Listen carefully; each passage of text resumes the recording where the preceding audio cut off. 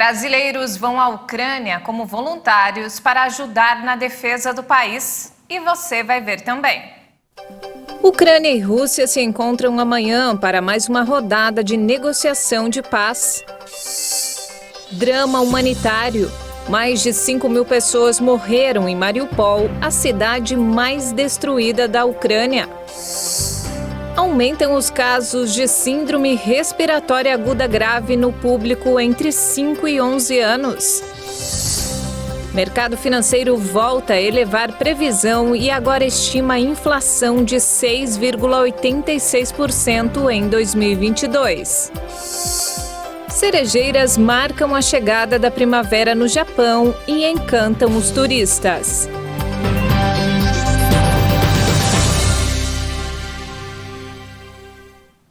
Olá, boa noite. São 18 horas e 31 minutos e você acompanha agora as principais notícias do Brasil e do mundo. Enquanto mais de 3 milhões de pessoas já fugiram da Ucrânia desde o início dos ataques da Rússia em 24 de fevereiro, voluntários de diferentes nacionalidades estão entrando no país para ajudar as forças de resistência, incluindo brasileiros. O brasileiro Saulo, de 35 anos, está se preparando para ir à guerra. O ex-agente da Polícia Militar de São Paulo decidiu dar baixa da corporação para se unir ao conflito na Ucrânia. Eu me identifico muito com a causa agora do Zelensky, presidente. É necessário total apoio àquele povo lá. Me identifico muito com o povo. Vejo como uma parte injusta do país agressor. Então acredito que toda forma voluntária para acessar essa injusta agressão, todas as partes do mundo é bem-vinda. Centenas de brasileiros estão entre os mais de 20.000 voluntários de 50 países que decidiram se unir à Legião Internacional para a defesa da Ucrânia após o chamado do presidente Volodymyr Zelensky. Saulo já partiu para a Polônia com uma passagem de ida comprada com suas próprias economias, deixando para trás 2 filhos e a namorada. Agora o paranaense já está em solo ucraniano, pronto para repelir os russos.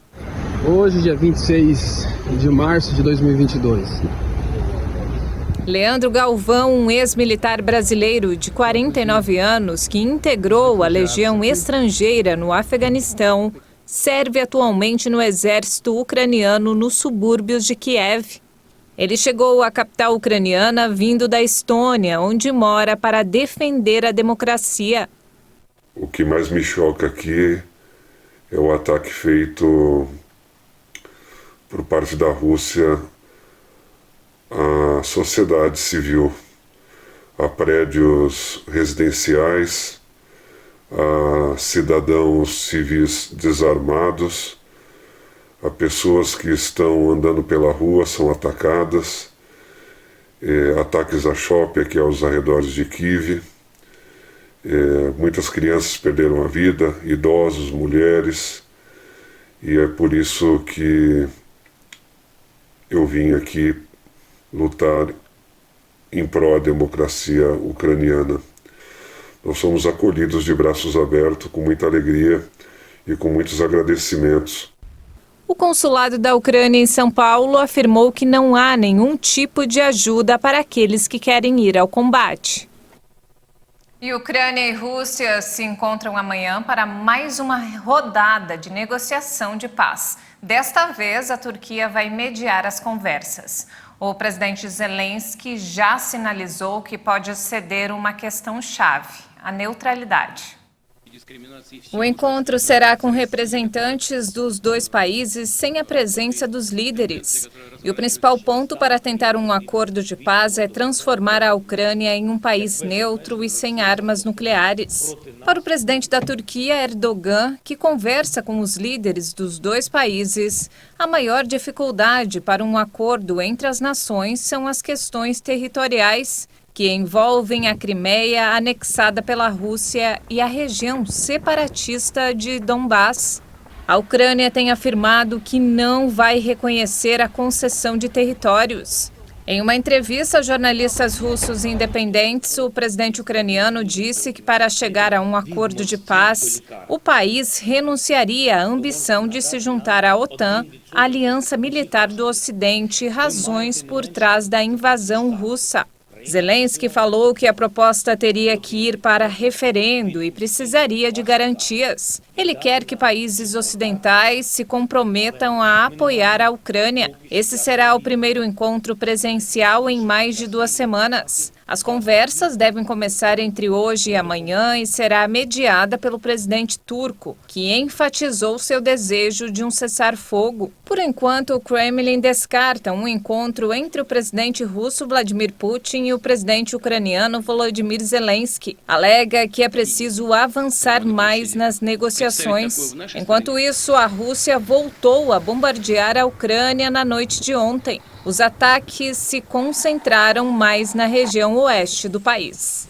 E a invasão russa deixa ao menos 5.000 mortos em Mariupol e pelo menos 100.000 civis continuam cercados sem conseguir sair. A assessora da presidência ucraniana afirmou que o dado se baseia no número de pessoas enterradas. Mas com as vítimas que ainda estão sob os escombros, o número pode dobrar. De acordo com a responsável pelos corredores humanitários, há 10 dias ninguém é enterrado por causa dos bombardeios contínuos. Ela também ressaltou que devido à quantidade de pessoas que ainda estão sob os escombros, poderia haver cerca de 10.000 mortos. A cidade portuária de Mariupol está sitiada pelo exército russo desde o final de fevereiro, o que obriga milhares de moradores a viver em condições muito precárias, sem luz e água potável. Segundo o prefeito Vadim Boichenko, cerca de 160.000 pessoas continuam presas na cidade, de uma população de 450.000 habitantes antes da guerra.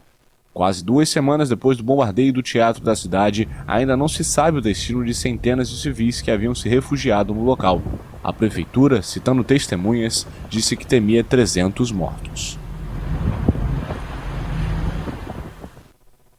E falando sobre coronavírus, novos confinamentos foram decretados em Xangai para conter o avanço da variante Ômicron. E o anúncio provocou uma corrida aos mercados. Autoridades anunciaram no domingo à noite um confinamento em 2 fases na cidade de 25 milhões de habitantes para organizar testes em larga escala. O anúncio provocou uma corrida aos mercados de moradores cada vez mais irritados com a incapacidade das autoridades de conter o foco da doença depois de 3 semanas de medidas restritivas. O governo tentou evitar os fechamentos severos aplicados em outras cidades do país e optou por confinamentos direcionados para não afetar a economia de Xangai. A cidade se tornou, nas últimas semanas, o principal foco de Covid-19 na China e registrou nesta segunda o novo recorde de 3.500 contágios em 24 horas. A área confinada a partir desta segunda-feira é o Distrito Leste, conhecido como Pudong, que inclui o principal aeroporto internacional e o distrito financeiro da cidade. O confinamento vai seguir até sexta-feira, quando vai passar a ser aplicado em Puxi, setor mais populoso da cidade na Zona Oeste. A China conseguiu manter o vírus sob controle nos últimos 2 anos com uma estratégia rígida de tolerância zero contra a Covid, que incluiu confinamentos em larga escala de cidades, até em casos em que relativamente poucos contágios eram registrados. Mas a variante Ômicron é mais difícil de erradicar e nas últimas semanas foram registrados milhares de novos casos diários. E olha só, aumentam os casos de síndrome respiratória aguda grave no público entre 5 e 11 anos. Pouco mais da metade dessas pessoas já tomaram a primeira dose da vacina contra a Covid. No momento em que é registrado um crescimento no número de crianças com síndrome respiratória aguda grave, o Brasil tem cerca de 52% do público infantil vacinado com a primeira dose contra a Covid-19. Em relação à segunda dose, o índice cai para pouco mais de 10%.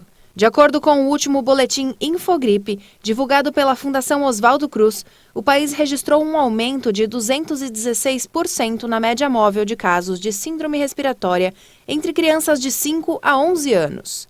Isso representa uma alta de cerca de 160 para 506 casos semanais. Já em relação ao público de 0 a 4 anos, a alta apontada pela Fiocruz foi de 77%. De acordo com o levantamento, o número de casos semanais passou de 970 para cerca de 1.870.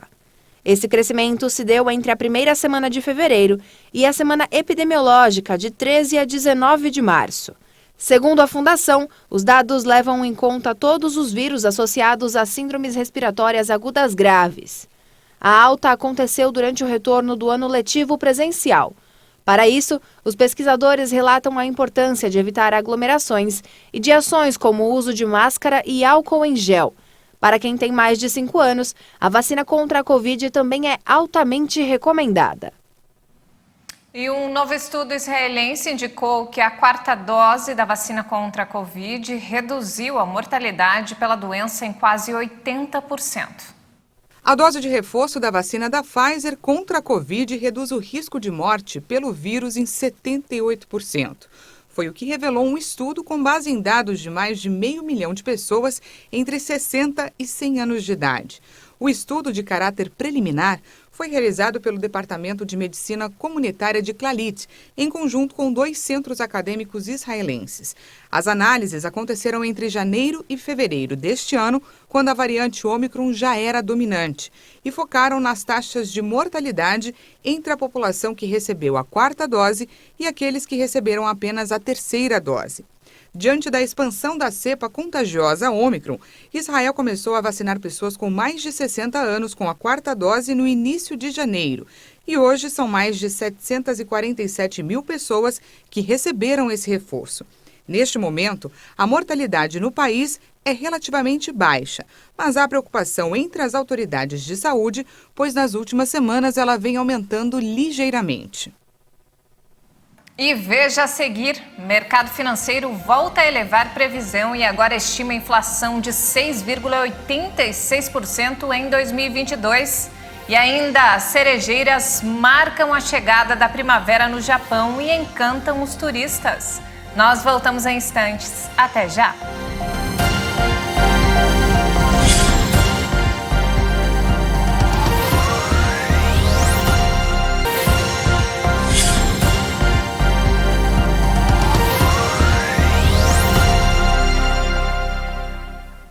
E nós estamos de volta, 18 horas e 45 minutos. A arrecadação federal de impostos registrou alta de 5,27% em fevereiro, na comparação com o mesmo mês de 2021.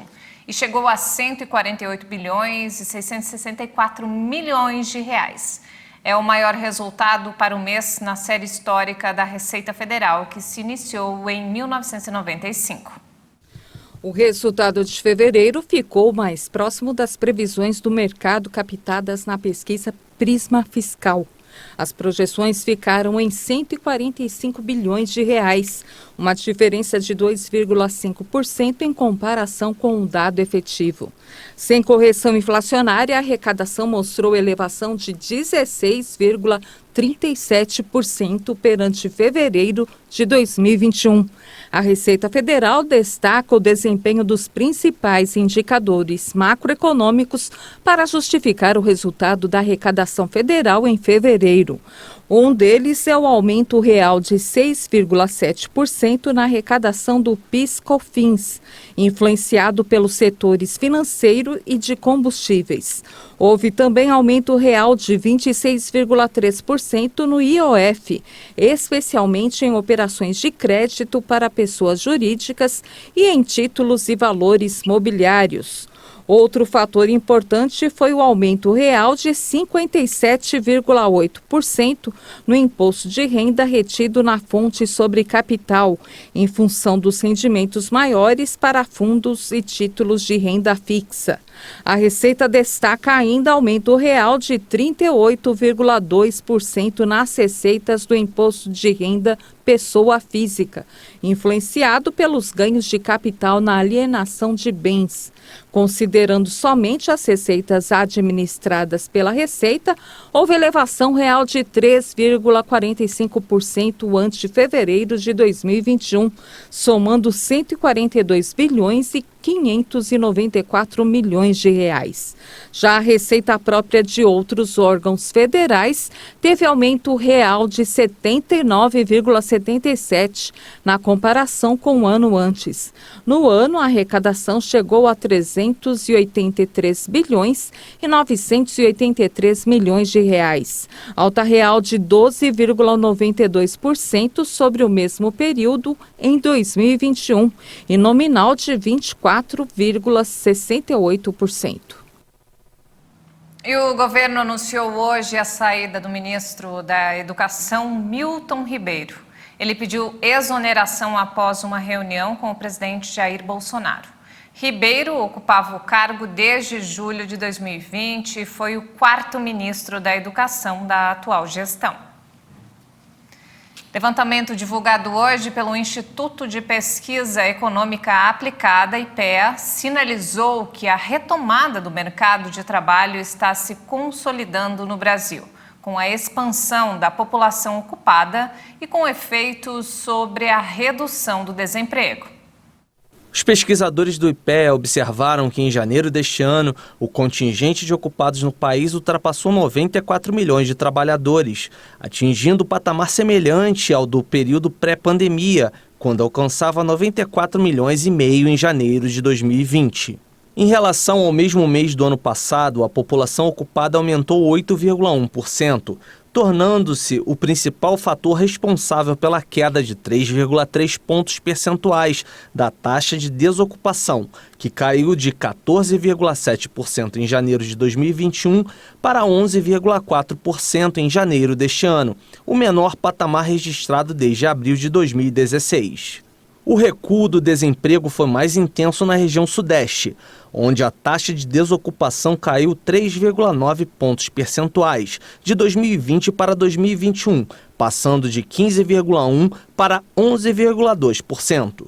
As maiores taxas de desocupação foram verificadas no Amapá, Bahia e Pernambuco.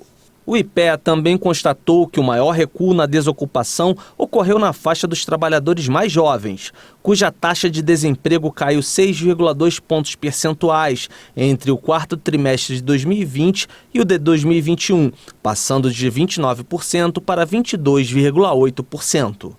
Já o contingente de ocupados com ensino fundamental incompleto apontou crescimento de 16,2%, possibilitando uma queda de 5,1 pontos percentuais da taxa de desocupação, que passou de 23,5% para 18,4% no período. Os pesquisadores lembram que em janeiro o país tinha mais de 12 milhões de desempregados, dos quais mais de 30% estão nessa situação há mais de 2 anos. O IPEA aponta que, mesmo diante de uma recuperação mais forte do emprego formal, a maior parte das novas vagas ainda está sendo gerada nos segmentos informais da economia. Enquanto o montante de trabalhadores com carteira evoluiu 9,3% entre o mesmo período em 2021 e 2022, os contingentes de ocupados sem carteira e por conta própria aumentaram 19,8% e 10,3%, respectivamente. E o mercado financeiro subiu a estimativa de inflação para esse ano. Esta foi a 11ª previsão de alta seguida. O Banco Central informou que os analistas do mercado financeiro aumentaram em 0,27% a estimativa para inflação neste ano, passando para 6,86%. Os dados são da pesquisa com mais de 100 instituições financeiras feita na semana passada. O resultado representou a 11ª alta seguida na previsão do mercado. Na semana passada, o Banco Central admitiu que a meta de inflação deve ser superada novamente neste ano. As previsões de inflação começaram a subir com mais intensidade após o aumento nos combustíveis anunciado pela Petrobras em março, em meio à disparada do preço do petróleo, que é reflexo da guerra na Ucrânia. Se confirmada a previsão do mercado para a inflação em 2022, esse vai ser o 2º ano seguido de estouro da meta de inflação. Em 2021, o IPCA somou 10,06%, o maior desde 2015. Para alcançar a meta de inflação definida pelo Conselho Monetário Nacional, o Banco Central eleva ou reduz a taxa básica de juros da economia, a Selic. Para 2023, o mercado financeiro subiu para 3,80% a estimativa de inflação. E acabou nesta segunda-feira a longa sequência de baixas do dólar em dia marcado por receios sobre os próximos passos da política monetária do Federal Reserve, o Banco Central dos Estados Unidos, quanto à guerra na Ucrânia e também sobre a disseminação da Covid na China. A moeda norte-americana fechou em alta de 0,53%, cotada a R$ 4,77 para a venda. E olha só, uma imagem digna de um quadro. A temporada de flores de cerejeira em Tóquio teve início junto com a primavera, um espetáculo rosa que muda todos os anos a aparência da capital. Os moradores de Tóquio aproveitaram o dia de primavera para passear sob as sakuras, ou melhor, flores de cerejeira.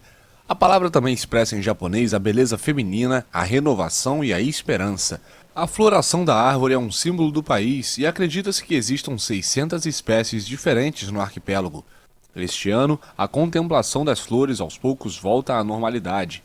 O Japão suspendeu quase todas as medidas de emergência contra o coronavírus, mas Tóquio ainda não recomenda a realização do tradicional piquenique Hanami. Apesar de longe dos apelos do paladar, o espetáculo segue um deleite sem igual para os olhos. Se você gosta de desafios e quer experimentar sensações diferentes, vai adorar essa dica. A oportunidade de descer um vulcão esquiando atrai todos os anos turistas ao Cerro Negro, na Nicarágua.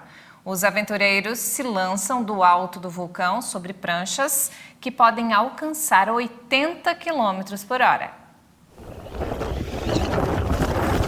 A chance de deslizar a toda velocidade sobre uma prancha nas encostas do vulcão Cerro Negro, perto da cidade de León, é um autêntico imã de turistas. Primeiro penso que é uma experiência muito boa, porque depois Primeiro penso que é uma experiência muito boa, porque é estar em contato com a terra. A melhor experiência humana que pode ter é sentir o calor da terra.